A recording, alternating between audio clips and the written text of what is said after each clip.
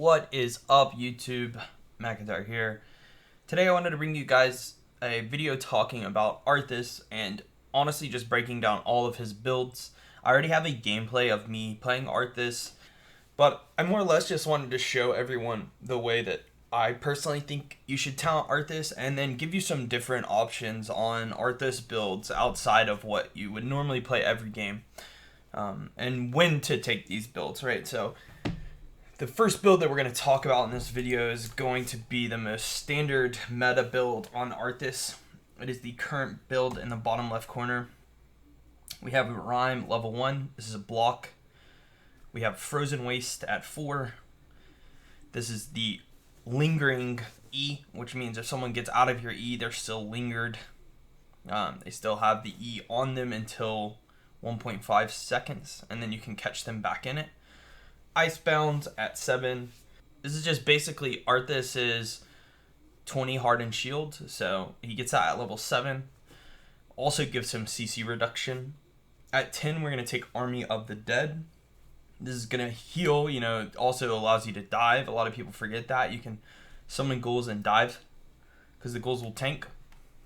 Biting Cold increases the damage of your E. You have Lingering E. This multiplies. It's very strong. And Remorseless Winter at 16. So the reason that I haven't taken my 20 talent is Arthas has a tech 20. You really don't always go a certain talent, which is really nice. I like when heroes have that ability to, if I'm against magic damage, I take anti-magic shell. If I need more sustain and the fights are going long, I can go Legion of Northrend. And if the other team is kiting me, I can take Death's Advance. All these are actually fairly good. So there's not one right or wrong. If the other team isn't that threatening to Arthas, doesn't have that much magic damage, then this allows you to run them down a lot easier too, right? Whereas like Legion of Northrend, this creates more ghouls that last longer and heal more. So we have more ghouls, we get more healing, and they last longer, so that's more damage. Things like that. There's a lot more going on here. So I left this one kind of open because really it just depends on the game. I will say anti-magic shell is really good because it's another heal too, right? Like the cooldowns on Arthas, now we have a heal here, and a heal here, So honestly, this is the build that you guys are going to see in HGC. This is the build that you guys are probably seeing in Heroes of the Dorm. This is the standard go-to Arthas build that basically everybody is currently playing. So very first build, standard. We'll jump into a more fun build now. So the next build that I want to talk about is the Deathquail build. This is honestly more of a Hero League build, less of a competitive build. What this build does is build around your Deathquail ability and just really push Arthas's single target damage. By taking the level 1 quest talent on our Frostmourne, we have additional damage that infinitely increases. So every time you use Frostmourne on an enemy hero, you get 4 damage, right? So there's no maximum to this, so this scales throughout the game. And the other thing that's nice is you do get 40 bonus mana, which scales with your Deathquail because you're going to be casting Deathquail off cooldown, and the cooldown's going to be reduced. So you're going to be casting more Deathquails, you're going to be using more mana, right? This will allow you to have more mana. Mortal Coil, this increases the healing to ourself by 50%. Also, when we use Deathquail now, comes back to us and heals us. So this can be really effective to kind of run people down and to kill them while sustaining yourself. So using a Mortal Coil aggressively off cooldown while you're chasing someone, while you have Army of Dead up, it's an absurd amount of healing. You also have on the back end of it the ability to self-cast the Deathquail on yourself. I need to take some damage so I can do that. And you'll get like a crit heal. Like you get a bigger heal now when you self-cast it. Alright. And this ability synergizes really well with our 16 talent, which makes Deathquail deal more damage and heal more the lower health Arthas is, right? So 100% maximum being at 1% of our health. But this scales really well. And honestly, as long as you don't go below 50%, I would say continue to death coil the enemy. When I get below 50%, I then start shifting to death coiling myself, right? But throughout the game, you really do want to just death coil off cooldown the enemy. In our 13 here, we are going to go for Biting Cold. This is going to increase the damage of our E. I've tried Frost Strike out as well with this build. And I honestly think that this can be powerful because we're decreasing the cooldown of Frostmourne and we're adding the slow. The only thing is this is 2 seconds, so it's kind of shady, if that makes sense. So I've tried it. I've had the most success with Biting Cold. I've even tried the Shatter Armor because you would root and then throw your combo on them, but you're not really bursting. You're more sustained damage, right? It does work pretty well with the Frostmourne, but again, a lot of the time I think you're just going to get more value out of Biting Cold, considering this is an AoE DPS increase. And then again, 20 talents on Arthas. Really just depends on the enemy team what you need here. So, but a lot of the time here, you're going to be hitting your goals, you running the enemy down, and just death coiling as you storm them with your ghoul army. By the way, look at that ghoul DPS. 500 DPS a second. Alright, so this is the solo damage carry and HL Arthas build. So the next Arthas build that I want to talk about is the 2-lane Arthas build. This is for maps like Braxis, BOE, Haunted Mines. Essentially, this build is more built around skirmishing and one-shotting, and it's less built around being the sustained damage dealer that Arthas usually wants to be. So we're going to go into talents for Root, and this is going to increase the range, increase the cooldown reduction if we hit, and then give us the blast radius. So if we whiff, we're going to still root people, right? This talent's just really good on BOE and even Braxis, because a lot of the time you're going to try to chain CC to kill someone. So like normally you would take block, but you can act as a CC'er for your team with this talent, right? With a decreased cooldown. At level 4, we're going to take Frozen Waste. This is just a really strong talent. Honestly, the best. Really, the fact that it makes it cost 4 mana less is really important here too. So at 7, we're going to take Icebound Fortitude. This is just, again, Hardened Shield. It's almost required on this hero for a lot of the times.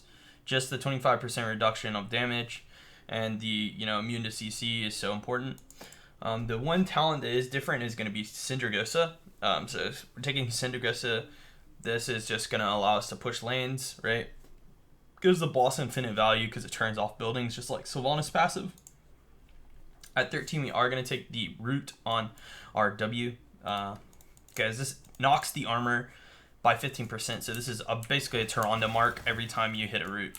So Arthas starts to act a lot like the Tyrande does on these maps for his team in the tank slot.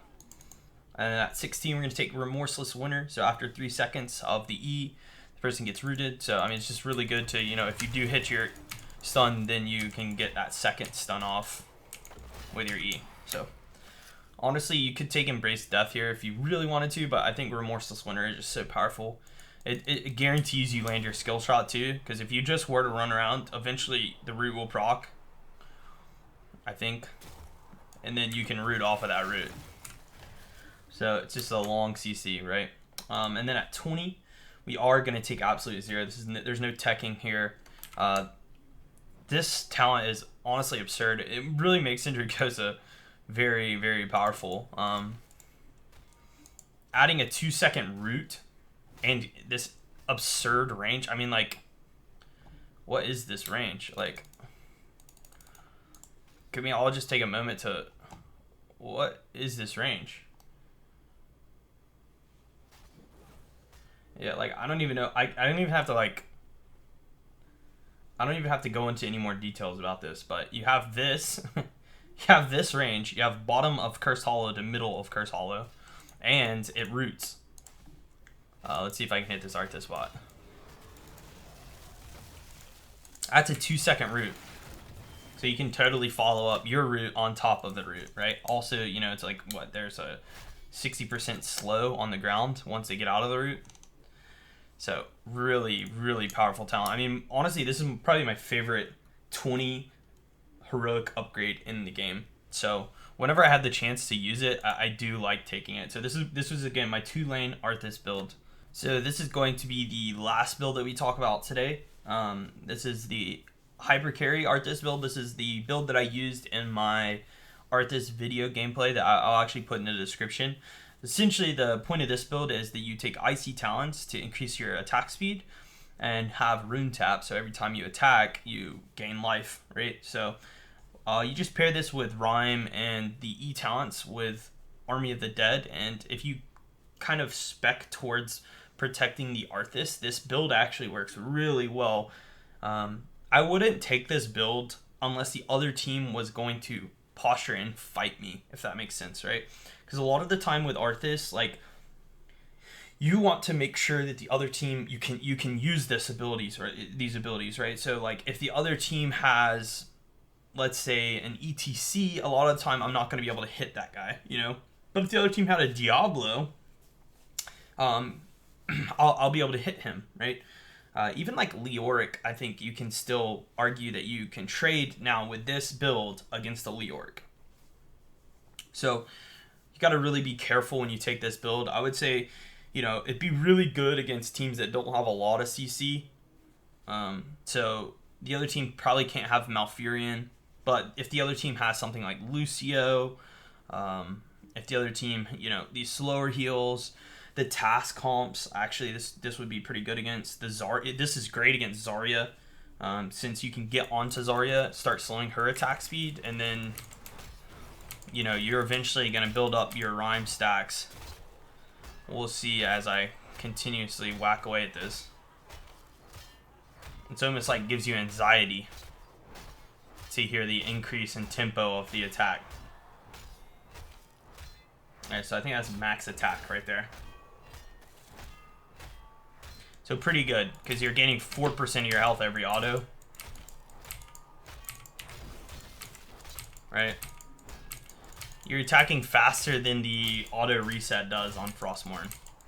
So if you pair this build with, you know, your own Lucio, and you're running the enemy down with, let's say, a Tyrael or an ETC in front of you, something to make sure that they can protect you, then, you know, you're going to get a lot of value out of this build. This is like my fun Arthas build that I'll go every once in a while when the moment's right. So, but these are all 4 builds for Arthas.